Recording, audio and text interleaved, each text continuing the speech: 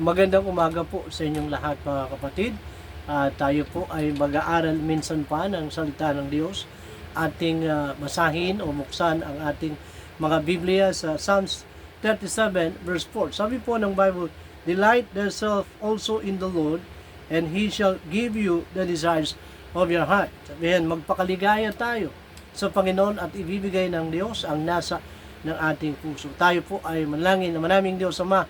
Kami po ay nagpapasalamat sa iyo sa umagang ito. Kami po ay binigyan mo ng pagkakataon para mag-aral ng iyong salita. Hamunin mo kami, kausapin mo po kami sa aming mapapakinggan. Ito ay magsisilbing gabay, pagkain ng aming kaluluwa. Sa iyo po namin naalay ang pag-aaral na ito. Pero bago ang lahat, kami muna ay humingi ng tawad sa aming mga pagkakamali, sa pagkakasala laban sa iyo. Kami ay inyong patawarin at ayusin para yung aming panalangin ay maging mabangon sa inyong harapan. Ito pong aming dalangin sa tanging pangalan ng Panginoong Jesus. Amen at amen. Praise God once again. Tayo po ay mag-aaral na po ang ating pag-uusapan, 12 ways to make our New Year's happy. 12 paraan para tayo ay maging masaya sa darating na bagong taon. Ibig sabihin, ito po ang pinakamagandang mangyayari sa buhay natin. Paano ba tayo magiging masaya? Kailangan ba natin ng masarap na pagkain? Yes, kailangan natin yon. Kailangan ba natin ng maraming pera?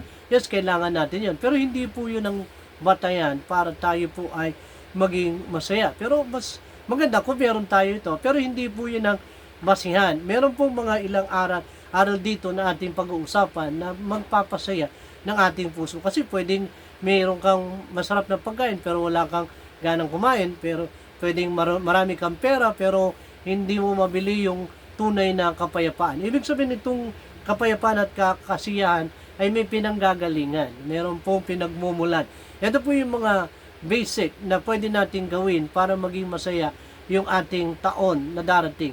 Number 1, pray every day. Ibig sabihin, ito po, huwag tayong tatamarin, huwag tayong ihinto sa pananalangin. Kasi nung tayo naging Kristyano, ang sarap ng ginagawa natin, lagi tayong nakikipag-usap sa Panginoon. Yan po yung susi para maging masaya tayo. Kausapin natin yung Diyos na hindi natin nakikita, yung Diyos na hindi natin nahawakan, pero kakausapin natin siya kasi anak tayo ng Diyos, mahal natin siya, kausapin natin siya at huwag tayong magsasawang manalangin sa Panginoon kasi ang panalangin ay utos ng Panginoon. Sabi sa unang Tesalonica 5:17, pray without ceasing. Ibig sabihin, manalangin tayong walang patid. Kahit ikaw ay pagod, kahit ikaw ay mayroong problema, huwag kang mahihiyang lapitan ng Panginoon kasi nakikinig siya.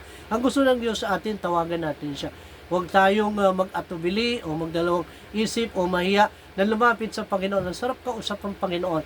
Ang sarap kausap yung nakikinig at sumasagot sa atin. Di ba? Kasi pagka may kausap ka sa cellphone, dahil ka ng dial, tapos sinachat mo, hindi sumasagot, medyo magtatampo ka, magko-question ka, sabi mo, bakit yung kausap ko hindi sumasagot? Pero ang Panginoon, ibayin natin ang Panginoon. Ang sarap kausap ang Panginoon. Kasi gusto niya, lagi natin siyang kinakausap. Kasi prayer is what? Talking to God. Prayer is crying unto God. Prayer is coming unto God. Ibig sabihin, yun ang gusto ng Panginoon.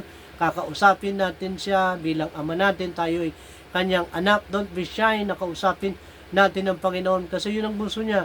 Marinig ng Diyos yung ating boses, kahit alam na ng Diyos yung ating pangangailangan, kausapin pa rin natin siya. Kahit wala tayong karamdaman, kahit wala tayong pangangailangan, kasi ang panalangin ay utos ng Panginoon. What is the benefits of prayer? Maganda na matutunan po natin ano po ang benepisyo ng panalangin. Sabi po ng Bible, prayer can help keep our mind and thought clean. Ibig sabihin, ang panalangin ay nakakatulong sa atin para ayusin yung ating isipan, ayusin ang ating puso sa harapan ng Panginoon. Yun ang magagawa ng panalangin. Prayer is a way of communicating with Jesus and asking for guidance and support in our lives. Ibig sabihin, ang pananalangin ay pakikipag-usap kay Kristo at tayo po humihingi ng patnubay o gabay at suporta sa Panginoon. Habang tayo po ay namumuhay, kausapin natin siya kasi siya po yung nagsusupply ng ating pangangailangan. Pangatlo, prayer can help us find comfort and peace. Ito po yung nagbibigay ng kaaliwan at kapayapaan sa ating puso. Kapag ikaw ay nagugulumihanan, kapag ikaw ay natatakot, kausapin mo siya at tayo po ay aaliwin at bibigyan ng kapayapaan. And then prayer can help us become more compassionate and people. Ibig sabihin, ang panalangin ay nakakatulong sa atin para maging mahabagin tayo.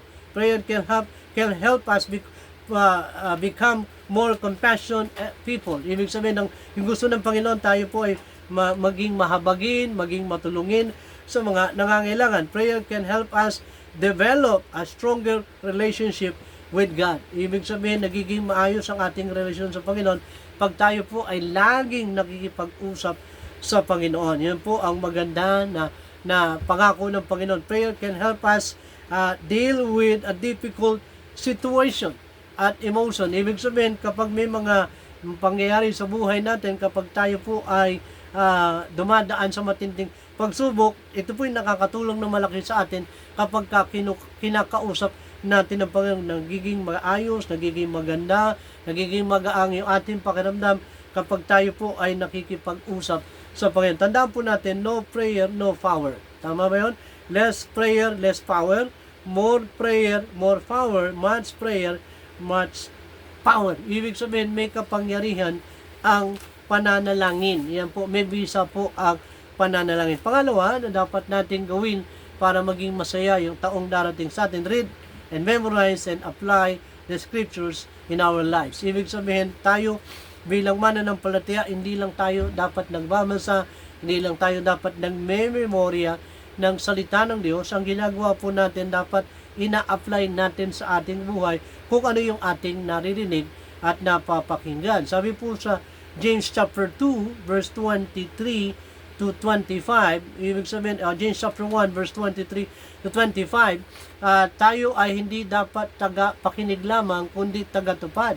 Kasi kung tayo po ay taga-pakinig at hindi taga-tupad, dinadaya natin ang ating sarili at tinitignan natin yung ating sarili sa salamin, at kung merong something na hindi maganda, ay hindi natin aalisan ng pangit naman. Nakita mo na merong dumi yung mata mo o yung bahagi ng katawan mo, nakita mo ayan na hindi maganda, lumabas ka, tapos pinansin ka nung taong nagmamahal sa'yo, nagalit ka pa. Sasabihin mo dun sa kausap mo, ano bang paki mo sa akin? Kahit na meron akong muta sa aking mata, wala kang paki. Parang gano'n, ano? Meron tayong pagkakamali, marami tayong pagkukulang. Pero pag tinuwid tayo, nagagalit tayo. No, hindi po gano'n. Yung ating mga naririnig, natututunan sa salita ng Diyos para maging epektibo, not only read, not only memorize, i-apply natin.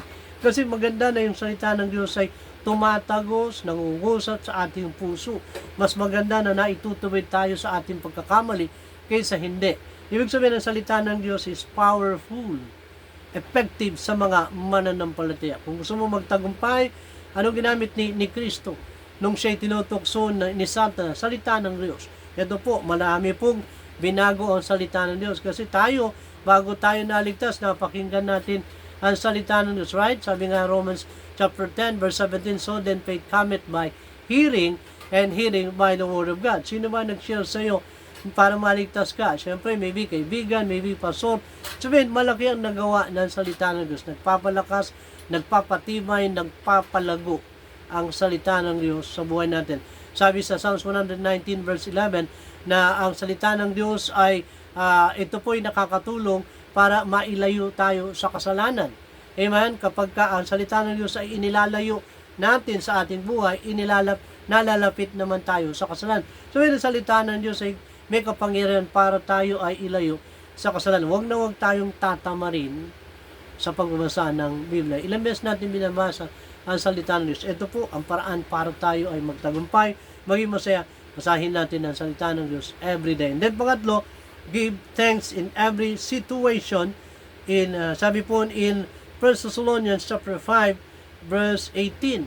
Ibig sabihin, ang kalooban ng Panginoon sa atin ay lagi tayong magpasalamat. Utos ng Diyos na tayo po ay magpasalamat. Ano man ang dumating sa ating buhay, good or bad, say thank you. Amen. Be thankful to God for all He has done for you or for us. Ibig sabihin, maraming ginawa ang Diyos sa buhay natin bilang Krisyano. Yan man ay hindi maganda na sitwasyon. Sabi ng Bible, in everything give thanks. For this is the will of God. Ibig sabihin, kalooban ng Diyos sa mga mananampalataya na tayo po ay magpasalamat. Hindi lang po sa magagandang bagay, kundi sa hindi magagandang bagay. Pangit man yung nangyari sa'yo, nabigo ka man sa pag-ibig, nawalan ka man ng trabaho, nagkasakit ka, di ba? Pasalamatan mo, Panginoon, kasi buhay ka pa ngayon. Malakas ka pa rin. Sabihin na pagpapasalamat ay hindi po dapat napuputol, hindi po dapat nawawala, hindi po dapat inaalis ng Kristyano. In everything, give thanks. Good or bad, saying thank you to God. And then, pang-apat na dapat natin gawin para maging masaya tayo, honor God with your body. Itong ating katawan, dapat parangalan natin ang Panginoon. Itong ating katawan, hindi na sa atin, ito po'y binili ng Panginoon sa malaking halaga. Sa 1 Corinthians chapter 6, verse 19 to 20, sa panong paraan tayo tinubos. Tinubos tayo ng dugo ni Kristo. Precious blood ang pinantubos sa ating kasalanan para mabayaran yung ating mga kasalanan sa harapan ng Diyos. Kaya nga, tanong, how can I glorify God? Paano natin mabigyan ng kaluguran ng Diyos sa ating buhay, sa ating katawan? Ihandog natin ay yung ating buhay, ang ating sarili sa Panginoon na isang haing buhay, kaaya-aya. No? Paggamit mo yung talent mo sa Panginoon, yung oras mo, ipagamit mo sa Panginoon. Don't waste your time sa mga hindi magagandang bagay. Itong ating katawan, huwag nating lalagyan ng nakasisira sa ating katawan. Ibig sabihin, alam natin na kahit hindi na tayo umiinom ng alak, dati siguro umiinom ka ng alak, naninigarilyo ka, ngayon Kristyano ka na, ayaw mo na nun. Pero yung hindi natin alam, nasisira yung ating katawan sa hindi natin pagsunod sa tama. Ibig sabihin, kung ikaw ay may sakit ng diabetes o high blood, nakita mo yung pagkain na ito ay hindi maganda para sa iyong katawan dahil natakam ka, nainggit ka, na nagselos ka, kinain mo, pero ang resulta, ikaw din ang mahihirapan. Sinabi ng doktor sa iyo, inumin mo yung gamot mo, pero hindi mo inom, ikaw din ang magsasuffer. Ibig sabihin, itong ating katawan ay kayaman. Health is wealth. Ibig sabihin, ang kalusugan ay kayamanan. Kaya nga, ingat tayo. Hindi lahat ng pagkain kakainin natin. Kasi maraming kain ng kain kahit busog na, hindi nag-iingat. Itong ating mata, ingatan din natin. Huwag tayong masyadong magbababad sa gadget. Nagpapalabo ng mata yan. Kaya nga, honor God with your body. Itong ating katawan, mas maganda ibigay natin yung ating sarili sa Panginoon. Amen? Ibigay natin na ito po ay ipagamit natin sa Panginoon habang tayo ay malakas. Not only honor God with your body, number 5, sing praises unto the Lord. Ibig sabihin, ang gusto ng Panginoon sa atin ay umawit tayo ng mga makalangit na. Kahit hindi maganda yung boses mo, pwede kang umawit sa Panginoon. Ibigay mo yan, di ba? Sabi ng Bible, make a joyful noise unto the Lord. Yun gusto ng Panginoon na tayo po ay umaawit para sa Kanya. Alam mo, kahit hindi maganda yung boses mo, pero pag pinagamit mo sa Diyos, ma-develop yan at mai-improve yan. Sa Acts 16 verse 25, itong si Paul at Silas nakulong, hindi dahil sila ay nagnakaw, hindi dahil sila ay gumawa ng krimen, kaya sila nakulong dahil sa pagsunod nila sa Panginoon. Pero ang tanong, nung nandun sila sa kulungan, imbis na sila ay magalit sa nagparusa sa kanila, mainis sa Panginoon, pero hindi nila ginawa yun. Ang ginawa nila, sila ay nanalangin, at ang maganda nito, sila ay umawit. Sa ganda ng boses nila, no, yung kanilang tanikala, yung mga kadena na sa kamay at sa paa ay nalagot o na nakalas dahil sa magandang boses na inawit ni Silas at ni Paul. Hindi natin alam kung anong klaseng awit yan. Maybe yan ay Amazing Grace, maybe hindi natin alam kung anong klaseng awit yan. Ang mahalaga, umawit sila sa gitna ng kaguluhan, sa gitna ng kalungkutan, umawit tayo. Sabihin, ang sarap na pagka ginugulo ka ng kalaban, umawit ka. Sa pamagitan ng awit na ito, marirelax ka, makukomfort ka. Ang ganda na nagagawa ng pag-awit sa Panginoon. Amen? Si David, si King Saul, nung ginugulo siya ng masamang espiritu, pinatawag na si David, at tinugtugan siya, na-comfort si King Saul. Ibig sabihin, ang awit ay nakapagbibigay ng kaaliwan sa Panginoon. Ibig sabihin, tayo bilang Kristyano, tayo po ay naaaliw kapag tayo maawit, at ang Diyos ay natutuwa rin kapag inaawitan natin siya. Kaya nga, umawit tayo sa Panginoon. Pagdating natin sa langit, no, hindi na tayo magpe-pray. Ang gagawin lang natin doon is magpuri, magpasalamat at umawit sa Panginoon. Kung hindi ka umaawit dito, siguro baka sa langit ay pababain ka ng Panginoon. Kailangan matuto kang umawit dito pala. And then pagdating sa langit ay talagang matutuwa ang Panginoon sa iyo. Sabihin, make a joyful noise unto the Lord. Mag-ingay tayo, mawit tayo ng mga makalangit na awit para sa mga. Panglima, fellowship with other Christian. Ibig sabihin, ang sarap na bilang Kristyano, tayo po ay nakikipag-fellowship sa kapwa natin mananampalataya. What is the purpose of fellowship? Sabi nga, ang anong layunin kung bakit tayo nakikipag-fellowship? Tayo po ay nagpa-fellowship para tumatag, tumibay, lumago. Tandaan natin, no man is an island. Walang Kristyanong lumago na nag-iisa. No, kailangan mo ang tulong ng iba. Kailangan mo ng ka-fellowship. Kailangan natin magpatatagan, magpalakasan bilang Kristyano. Ano po ang resulta kapag tayo po ay nagpe-fellowship? Fellowship build unity. Okay, number 2, fellowship build God's kingdom. Okay, sabihin nadaragdagan ng gawain ng Panginoon, extension. Kasi nagpe-fellowship tayo, nagbi-build tayo ng kingdom, ng gawain ng Panginoon. Sineshare natin yung ating mga natutunan, yung ating mga experience, na encounter sa pamamagitan ng fellowship. Kaya kailangan natin ng fellowship. At bilang Kristyano, huwag kang tatamarin sa pagsunod at sa paglilingkod sa Panginoon. Then number 7, practice humility. Amen. Ito po ang gusto ng Panginoon sa atin. Tayo po ay matutong magpakababa. Okay? Be humble always. Whatever you achieve in life, be humble. Ano man ang marating mo bilang Kristyano, huwag kang yayabang, huwag tataas ang ego o lalaki ang ulo. Be humble always. Kasi sabi po ng James chapter 4, verse 6, God resisted the proud, but giveth grace unto the humble. Sabihin, napakapalad natin kung tayo po ay nagpapakababa. Kasi ang Diyos ay nagagalit sa mga mayamang. Pag ikaw ay mayamang, madadali ang buhay mo. Kapag ikaw ay mayamang, marami kang makakagalit. Maraming maiinis sa'yo. Sana huwag tayong maging mayamang, maging humble tayo. Ano man yung marating natin bilang mananampalataya. Ang sarap maging humble. Ang sarap ng tulog ng mga taong nagpapakababa sa harapan ng Panginoon. Number 8, do good words and help others in needs. Sabihin, gumawa tayo ng mabuti sa ating kapwa at sa iba. No? Mas maganda sa kapwa natin mananampalataya. Sabi sa Galatians chapter 6 verse 10, maganda na makita po natin ang turo ng Bible. Sino po ang pwede nating tulungan? Sino po ang dapat nating tutulungan bilang mananampalataya na mas magandang tulungan? Galatians chapter 6 verse 10. Ito po yung paalala ng Panginoon sa atin. Galatians chapter 6 verse 10. Sabi po ng Bible, kaya nga samantalang tayo may pagkakataon ay magsigawa tayo ng mabuti sa lahat at lalong-lalo na sa mga kasambahay sa pananampalataya. Sabihin, wala kang pipili at tutulungan. No? Okay? Lalo sa mga kasambahay mo, kapananampalataya mo. Kung meron kang maitutulong doon sa mga taong lumalapit sa iyo, huwag kang maging madamay. Mas maganda yung tumutulong ka kaysa ikaw ang tulungan. Amen? Sabi nga, mas mapalad yung nagbibigay o tumutulong, mas lalong pinagpapala ng Diyos.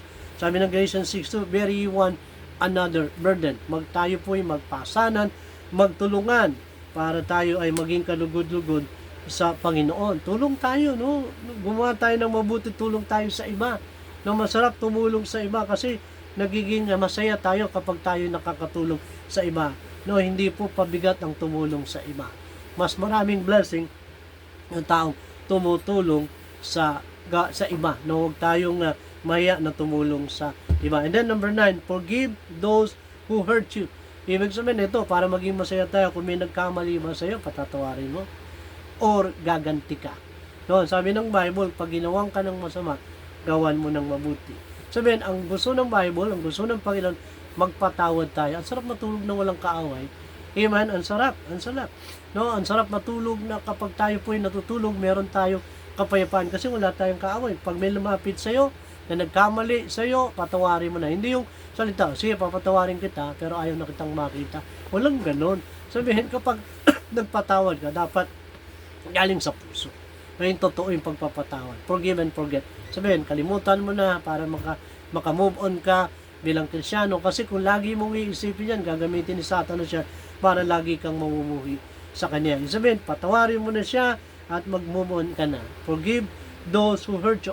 Kahit anong ginawa sa iyo, matindi man yan, alang-alang sa Panginoon, patawarin mo siya. Sabi nga ni Peter, Panginoon, ilang beses kong patatawarin yung taong nagkasala sa akin. May 7 at 7, 400 490. Ibig sabihin, 490. 70 times 7, that is 490. Ibig sabihin, ang pagpapatawad ay consistent, tuloy-tuloy. Pag nagkamali, kung ikaw ay Kristyano, at humingi ng sorry sa iyo, patawarin mo. Amen? Ang sarap magpatawad. Kasi pag hindi tayo marunong magpatawad, hindi rin tayo papatawarin ng Panginoon. Siguro, dito na lang tatapusin. Pansampu, develop your faith. Ibig sabihin, improve your faith.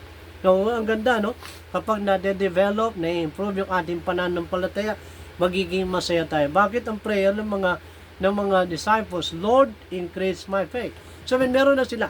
Pero gusto nila umangat, tumaas yung pananampalataya nila sa Panginoon. Tayo bilang Kristyano, maybe yung ating pananampalataya, imbis na lumaki, lumiliit. Dahil natatakot tayo sa maraming bagay. Lalo yan kung may kabalisan, may takot, may problema, ang nagpapahina ng ating pananampalataya ay yung problema. Yung nagpapaalis ng ating pananampalataya ay yung mga, maybe yan ay pagkukulang, kahinaan. No, huwag nating hayaan na mamatay yung ating pananampalataya o manghina. Kailangan kailangan nating maging matatag, malakas yung ating Bakit? Kasi may problema. May kalaban nandiyan sa atin. Kaya lagi natin sasabihin, Lord, increase my faith. Increase my faith. Kasi may kalaban. Kung walang kalaban, hindi mo kailangan magpatatag ng pananampalataya. Pero kailangan natin magpatatag kasi merong nakatingin sa atin, merong umaasa sa atin.